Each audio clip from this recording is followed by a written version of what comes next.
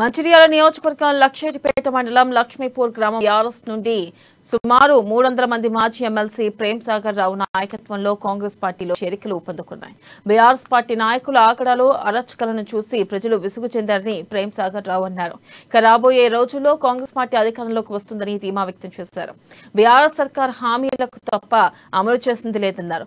పేదలకు తెలంగాణ సర్కార్ నట్టింట ముంచిందని పేర్కొన్నారు.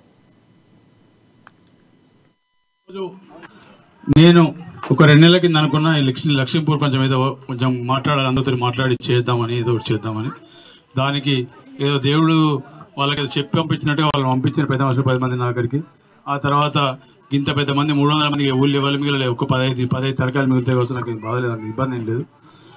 ఇదే లక్ష్మీపేట మండలకు ఎక్కడ ఏ గ్రామాలు అయితే నాకు ఇబ్బంది పడుతున్నాను అనుకున్న గ్రామంలో ఇంత పెద్ద ఎత్తున మంచి ఒక స్ఫూర్తి, ఒక దిశ, ఒక తొవ్వదించిన ఘనత లక్ష్మీపూర్ గ్రామానికి దక్కింది.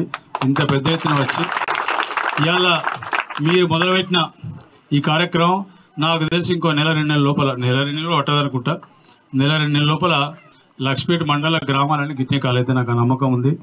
ఖచ్చితంగా లక్ష్మీపేట మండలం మిమ్మల్ని